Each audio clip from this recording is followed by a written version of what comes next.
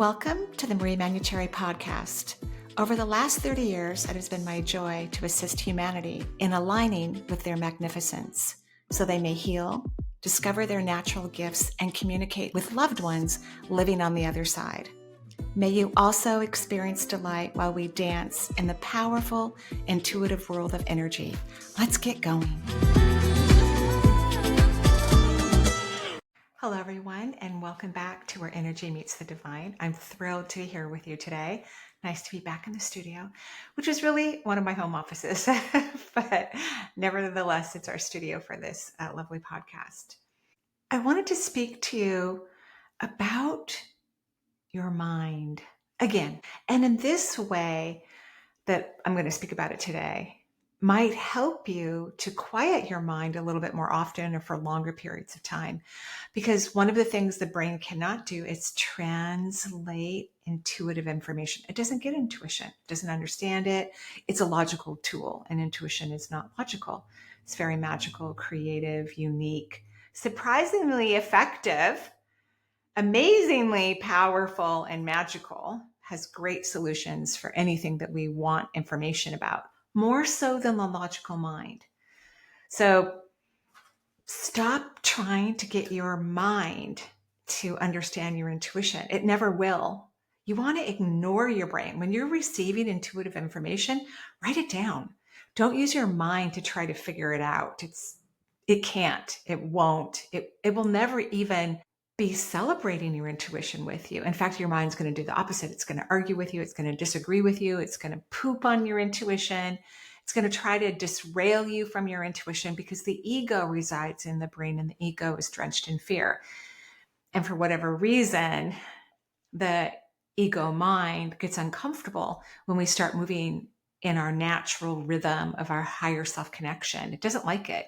After a while, which could be months or years, it calms down and it relaxes because it goes, oh, they'll figure it out intuitively. They don't need my help right now. So that's what it's like really to be authentically in your body, where you use your brain for logical functioning, period. When I'm cooking food, although intuitively I might be smelling the air to see if I need to run back into the kitchen, but logically, I have to put it on a certain temperature, the right kind of pan, certain oils or butters to make sure that things don't burn. That has a lot to do with the intellect. Now, if you're a fabulous cook and you love to cook in the kitchen, it brings you great joy, then you have intuition slathered into that place, which helps you not need a measuring device and lets you be really creative with your cooking. So we want to move towards getting the mind to be quiet. It needs to be quiet. That's actually its favorite place to be in the vibration of quiet. Humans keep waking up their mind and asking it, well, what do you think now? Now, what do you think? Now, what do you think? Do you think that's true? It's a waste of time. It will never understand intuition, period. So play with your intuition, let your mind relax, make some automatic writing notes if you want to about your intuition. Be patient and wait for clarity to surround you and fill you up because your mind is taking a nap.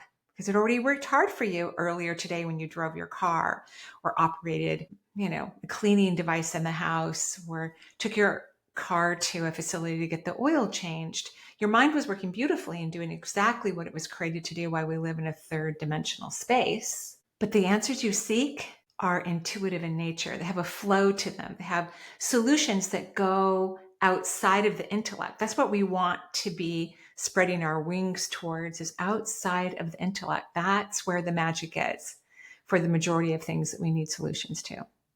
Okay, I'm going to go head off to the phone lines now and listen to some beautiful questions and give my intuitive impressions. Okay, here we go. Hi, Marie. I'm calling from Vermont with a question about Epstein-Barr virus and what that can teach me about myself and how to keep it in remission. Interesting. Can infrared light therapy help, and are there other modalities or suggestions you might have? Also, what area of my aura and what chakras does it affect? Yeah. Thanks, Marie.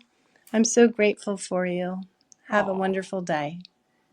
I'm grateful for you too, Jeanne, and I'm sorry for the Epstein-Barr illness, which I believe also causes mono, if I'm not mistaken. So a lot of people, because a lot of young people get mono. So many people have been exposed to this particular virus, but it's supposed to then clear out of your body or your system. Like a lot of other viruses aren't supposed to stick around forever. From an energetic perspective, this is about your immune system, right? Your immune system isn't highlighted enough. It's not working at a high enough vibration that you're more susceptible to disease or to a virus, right? So, we want to be able to get your immune system functioning at a really high vibrational level. And the third chakra governs the immune system: liver, pancreas, gallbladder, spleen, stomach, lymphatic system, hormones, which I would have your hormones checked because there's a whole bunch of new research out indicating that people can't clear viruses if their hormones are not at a happy level. And if anybody's ever listened to this show before, they know that I'm a proponent of compound hormones only. They're the least toxic. Unfortunately, there isn't a lot of research done on compounded hormones. There's some, and all indicators seem to suggest that the side effects that occur in modern medicine hormones do not exist in the compounded hormones. So they're plant-based. They're easier for us to release toxins related to them, but they are very effective. So make sure you have your hormones checked because it's a big part of your immune system. And energetically, emotionally, you do need to fall in love with yourself. I mean, have emotional feelings of self-love towards you every single day for the rest of your life. That's really the core energetic reason for immune issues. And then, like, if our immune issue were in certain parts of our body, then it's going to be related to that chakra. Yours is definitely third chakra related. And can you love even yourself when you were a kid, a teenager, a young adult? Spend time visiting different time periods and really falling in love with yourself emotionally. Like it's an experience. It's not just a thought. It's an actual experience. So that's what I would recommend. And then this can go away. All right. Thank you so much. Hi, Marie. This is Victoria calling from Canada. Thank you for taking my call. I'm a huge fan and I have been for a long time. I'm calling today to talk about, I think it's one of your favorite subjects, wealth and the M word. Yeah. I now know that it has been a very uncomfortable topic in my life. And, I don't know if that comes from having a childhood where we were often strapped for cash or overhearing my parents kind of talking about how were they going to pay their rent and that kind of stuff. But, I ended up not really being taught much about managing money, saving, taxes, any of that kind of stuff. And to be honest, I find all of it extremely uninteresting. And so I haven't taken it upon myself to learn. And then about 12 years ago, I entered into my marriage and my husband just took the reins. He loves finances. He reads a lot about it. And so he is the breadwinner. I stay at home raising the kids.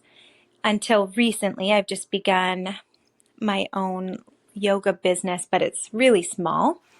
And so I'm just in the point of my life where I feel like I want to start working on this.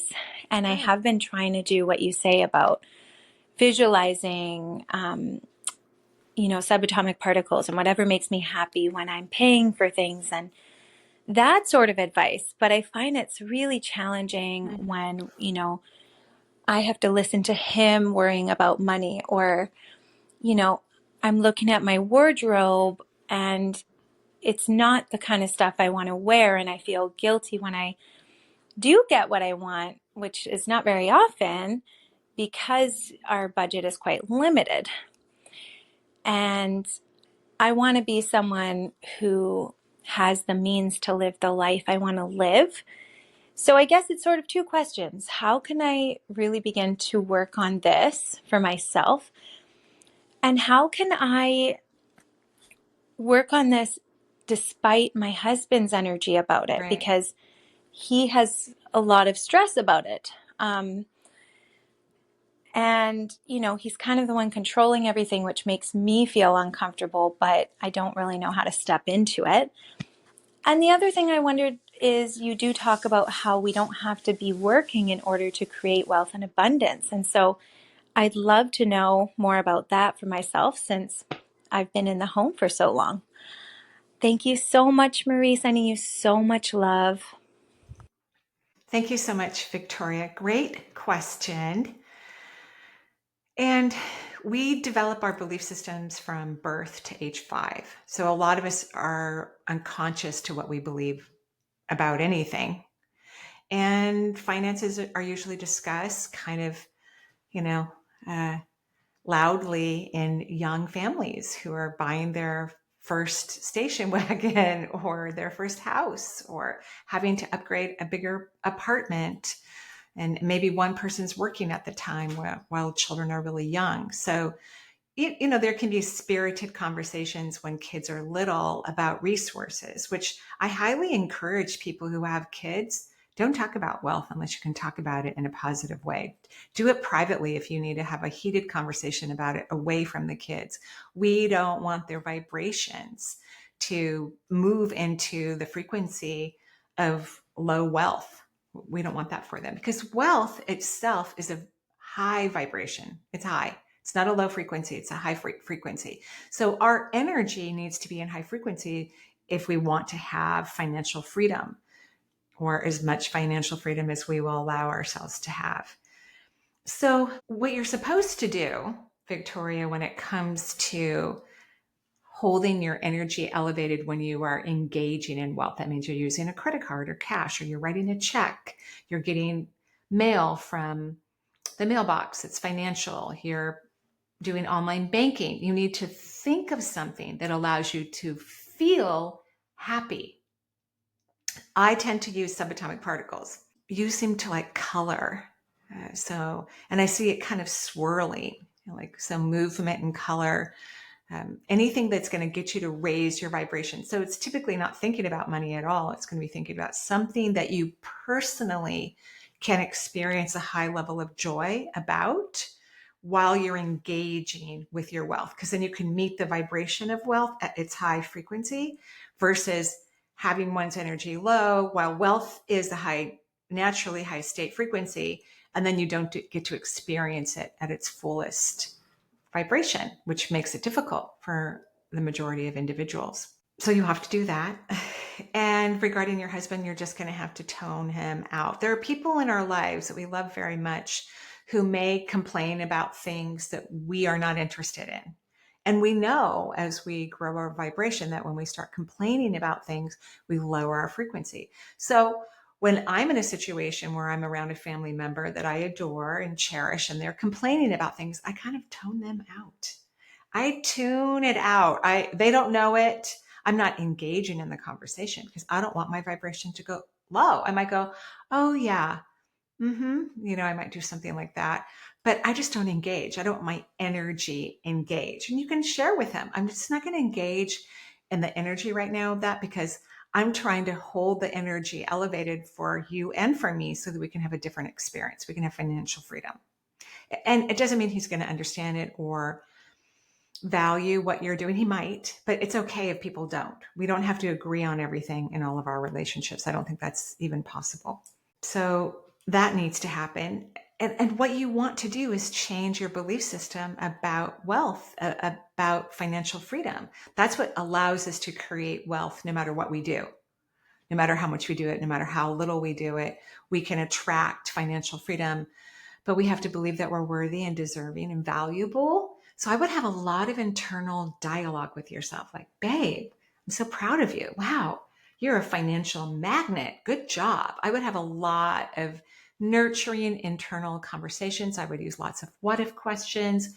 What if I have immense financial freedom? And when you walk in your closet, don't look at anything with lack. Project the image of what you want to see in your closet, not how it got there. Guilt isn't a real emotion at all anyway. It's a mind-made emotion. So it's not a helpful emotion. It's not real.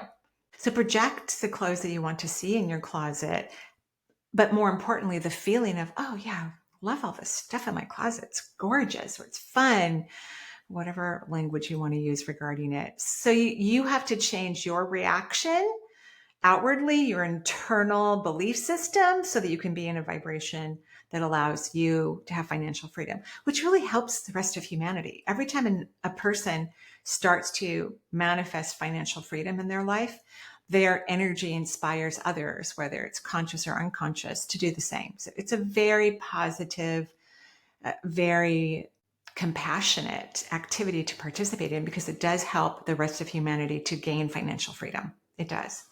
Yes, it does. Okay, I hope that helped. Thank you. Hello, Marie. This is Tammy calling from Charlotte, North Carolina. I'm a huge fan. I listen to all your podcasts and I try to do all the exercises that you give Oh, for whatever ailments or issues that people could thank you. have. And I think that they have helped me immensely. Yeah. The reason I am leaving a voicemail is because although I exercise 5 days a week, That's a I bit feel that much. I'm pretty healthy. Yeah. I'm 54 years old. I You're young. recently had an issue with my left knee. It kind of gave out on me. I Mm. went to an orthopedist, urgent care, Mm-hmm. and the only thing that they could see was, like the beginnings of arthritis in Mm. both my knees since they did x-rays. Mm-hmm. The next step would be an MRI, but I Right. wanted to see if you could do a scan and see what the root problem is with my left knee. Um, after the knee gave out on me, I've been treating it with red light. I have several red light panels. I love Great. red light. Um, the weirdest thing happened. My left hip also kind of gave me a little bit of Mm-hmm. issue, And your foot. and so did my left ankle. So I don't Mm-hmm. know what the issue is, and I was Mm-hmm. hoping that you could take a look. Thank you so much for all that you do. Blessings. You're welcome, Tammy. It's lovely to hear from you, and I'm glad the exercises help. That thrills me. So the whole left-hand side of the body is about receiving. So you're probably a big giver. You probably really care for a lot of people. Even if we're not doing action items for others, we might be thinking about them or sending them beautiful light, which there's nothing wrong with that. But if you're not good at receiving, then there becomes a depletion in your energy system. So I would say you need to work on receiving, which could be some great what if questions, saying no. No, I'm not going to do that until I learn how to receive. I'm not going to go take care of people until I learn how to receive. The hip is about moving forward in your life. So there's probably something the universe wants you to move forward into. And we are actually in eclipse energy right now. We have a first eclipse, I believe lunar, in Pisces on the 7th of September, which is just right around the corner. So this is a good time for you to do meditation, do some automatic writing, because I think the universe wants you to move forward in your life in a different way that would be incredibly fulfilling for you. And it wants you to move forward. It doesn't want you to just sit out on the bench and keep taking care of everybody else if you're not being fully cared for yourself. Yeah. So that's what I think it's about. And most likely you left this voicemail in November, because that's where I'm at right now in the lineup. And so receiving, receiving, receiving. I hope that it's feeling better by now. I truly do. And keep a lookout for what else the universe wants you to do in the world. Because I think as people grow spiritually, they become more aware of their natural gifts and talents and things that they would like to spill out into the world that can be effective for others as well. And I really think we need to truly be alert to what those things could be. And of course, again, we're moving into eclipse energy and it shines light into the darkness. So many things can be illuminated for us, but keep your eyes open to what the universe is trying to push you towards, and you're holding back. The needs themselves are about searching for something and not finding it. That's what wears down knee material. It's almost like there's headlights, in the knees, and they're searching the world, trying to find something. And if they don't find it, or the person isn't able to let go, it can affect the knees negatively. And then ankles, I think you said ankle, I saw as kind of your foot. But ankles are about not allowing the universe to help you, which kind of goes back to the original conversation I had with you regarding your knee, your hip, and your foot, which I'm really sorry about that. I truly am. Okay, thank you. Hi, Marie. My name is Michelle, and I'm calling from Michigan. My question is, I'm taking a mediumship class right now with someone locally in person, and it came up at our last class that oftentimes loved ones will still come through who were not very nice in person when they were alive on the earth, and they still aren't very nice. I guess that surprised me and confused me, because I thought that when we all crossed over that we had a kind of an epiphany. We got to see how our actions and behavior while we were on the earth, affected other people. Yeah. And I thought that, maybe someone, for example, who's narcissistic on this, while they're in their life on earth, would not be narcissistic when they get to the other side. Right. But according to the medium I'm taking this class with, she said she especially gets a lot of mothers who come in to readings who are not very nice to the person who came for the reading, even now while they're on the other side. If you could just give me any clarification or what your understanding of that is, because that sort of disturbs me. I always was hopeful that we all would be kinder on the other side. Anyway, thank you, and I wish you all the best. Bye. Thanks, Michelle. Great question, by the way. And I feel like I'm kind of an expert on this topic because I'm one of those parents who has been very fierce, like not only with my kids, like when my kids were younger and we were at a playground, I was watching all the kids. I'm putting white light around everyone. I'm like, where's that parent for that child? That child is crying for too long. I was one of those. So I'm kind of picky when I read my client's energy, whether I'm doing mediumship or whatnot, because childhood always comes up. And I tell people often, I don't like your parents, and I don't blame them. Obviously everybody's doing the best they can, and parenting is one of the hardest jobs on the planet, I think. And then I'm always surprised when I see someone on the other side. I'm like, oh, wow, I really like your dad. So I typically don't like a lot of the ways people have parented their children, alive or dead. I'm not a fan, typically. So I'm a little judgmental about it. I think your medium teacher might be projecting her own issues, because as a reader, or we tend to attract even. Like when I was, after I got divorced, it took me a while to really get over all of that. I was really annoyed and frustrated for quite a while. And I attracted a lot of people in my practice who really needed to get divorced. Like it would have been in their best interest. And after a while, I said to the universe, after so many years, I'm like, okay, this is exhausting. Send me people that are in happy relationships, that are enjoying each other. But to get back to your topic more solely, yes, you are right. The majority of people, when they cross over, not only are they seeing their loved ones, right, like their children, let's say in this example, and they get to see their children's past lives. So they really know what their kids have been working on. And it makes them a lot more humble and compassionate and apologetic. I meet a lot of parents who apologize who are on the other side, a lot of them. There are a few though. And here's how I experience it. Because remember, I'm already judging the parents, alive or dead. No offense to everybody. I'm just picky. I just think everybody needs to be adored and cherished when you're a kid. You should be spoiled rotten, for as long as your parents can do it, right? What happens for me when there's a parent who is still, let's say, at least a part of them that we see, because remember, when souls come to earth, they don't bring all of their energy to earth. So the whole soul isn't a narcissist. A sliver that they bring to earth that they're hoping to start healing or have different experiences has maybe some narcissistic tendencies in it. And we probably all have some, right? That depending on the age of our soul. So what I see on the other side when there's a parent, or it could be a partner, could be a sibling.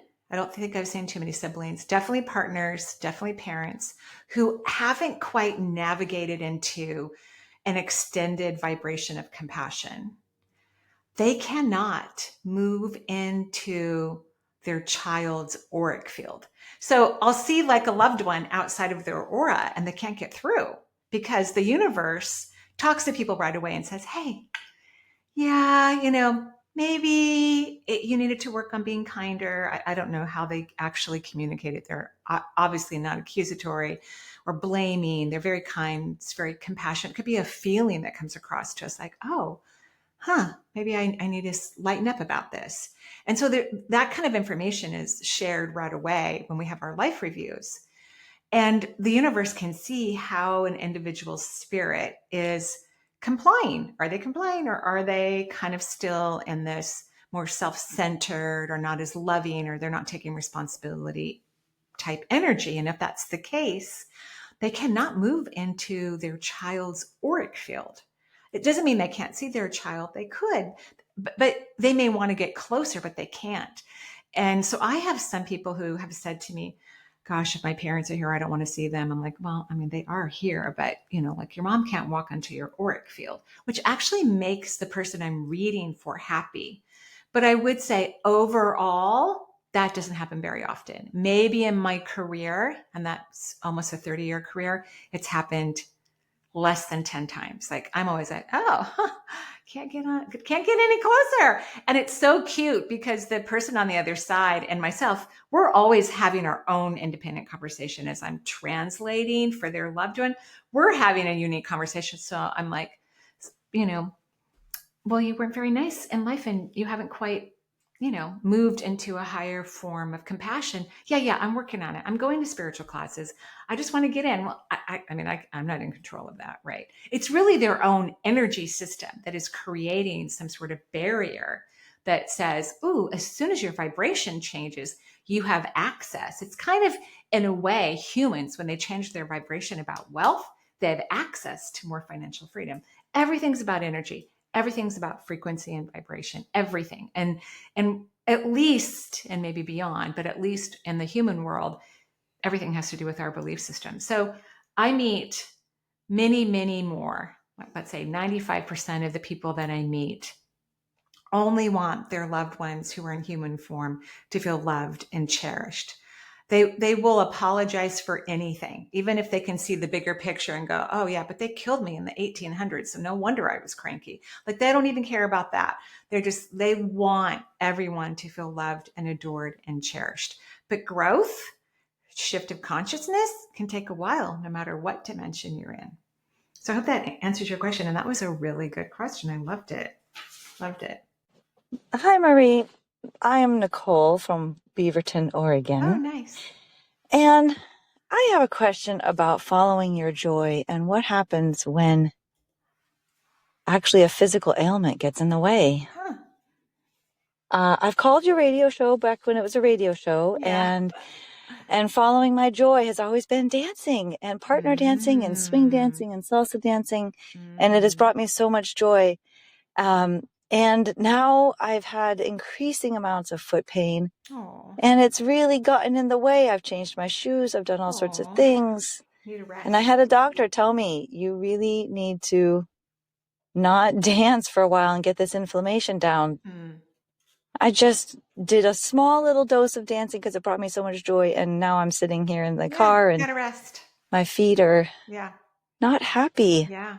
So what does a person do when the thing that they've always used that brings them joy and helps them feel that joy is all of a sudden like out of reach because that same thing is causing pain? Like, I don't understand, first of all, what's going on with my feet.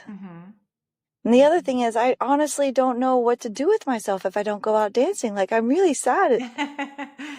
I just don't know what to do.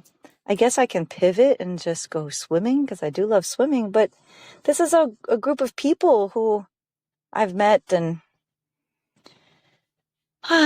so what does someone do when the thing that brings them joy they can't do anymore? All right. Thanks. Bye. Thanks, Nicole. Another great question. So you can't just have one or two things that bring you joy. I mean, I just don't think you're going to be able to maintain a high frequency if you just have a couple things that bring you joy. You need to have 100 things, 100 things ultimately that can get you in that joyful energy. And what happens is when we authentically connect to joy, we start to recognize all the other things that bring us joy, all the other things that bring us joy, all the other things. One of the things I love furniture. I love fabrics. So even as you were speaking, I happened to look at a chair that's in the corner of this office, and it's kind of quilted, it's linen, and it's got little buttons in it. And I was just staring at it for just a few moments, and just the folds alone where the upholsterer puts the button in raises my vibration. So it's time for you to start to make a joy list, because there are going to be things that we can't do for a little while. And yes, you need to stop. You need to rest. You need to get your feet need rest. We don't know exactly why. It doesn't matter. We're just going to follow what the universe is asking you to do. The universe is asking you to rest. Some people don't know how to rest, and that's not healthy. I mean, it's difficult not to have inflammation when people don't rest. And I don't mean just great sleep at night, but resting. So you need to make a list. I would work every weekend and try to identify 10 things that bring you joy. And you can tell what it is because your energy goes bing, bing. Like, I really love bright light. And when I do a podcast, I have to turn on really bright lights in here. Right. So there's so many layers to happiness and high frequency. And I think that's part of the problem in the human realm is not you, obviously, Nicole, but most people don't think anything brings them joy. I think even if the world got better, if all the leaders were fair and compassionate and everyone had all the food they wanted and all the resources, I still think there would be tons of people that were really unhappy. And that's because they're just comfortable in low frequency. And so that's the challenge. Because if dance is the one thing that brings you joy, you can't dance 24/7. Nobody can do one thing 24/7. It's impossible. So you need to have layers and layers and layers of things that bring you joy. And the universe is sharing that with you all the time, but you're not present to it. I think learning to relax and put your feet up can make you present. So that's my answer to that question. That's a great question. Thank you. Oh, and make sure you're on an anti-inflammatory diet and taking things that reduce inflammation, like turmeric. And I'm not a naturopath. I would go see a naturopath because modern medicine does not how to do anti-inflammatory. Doesn't mean that physicians couldn't learn that in a heartbeat. They could, of course. And maybe some of them know that for themselves. When I was a nurse in the hospital, and I'd have to get there early in the morning because I had to do rounds with the other charge nurse at 7 a.m. So I'd get there really early, to be present.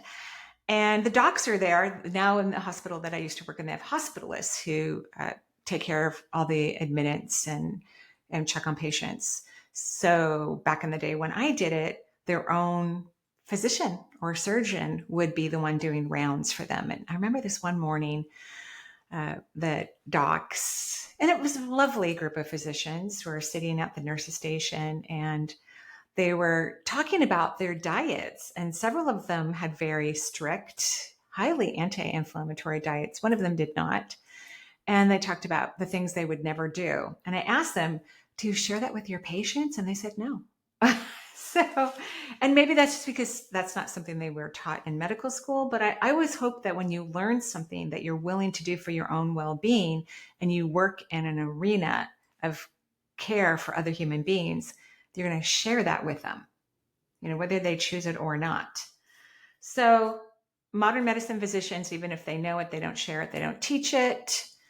Go find a naturopath.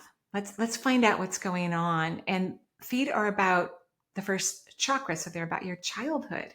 Maybe there's something within you want to heal from your childhood, which also means it's going to be about past lives, right? Childhoods are always about past lives. It's about what happened hundreds of thousands of years ago, potentially. But I'm sending love to both of your feet. I hope they're feeling better by now. Please find many, many layers of joy. It'll be great for your body. Thank you. And thank you, everyone, for listening to the show. I wish you many joyful blessings. Have a lovely day, and I'll talk to you soon. Bye-bye.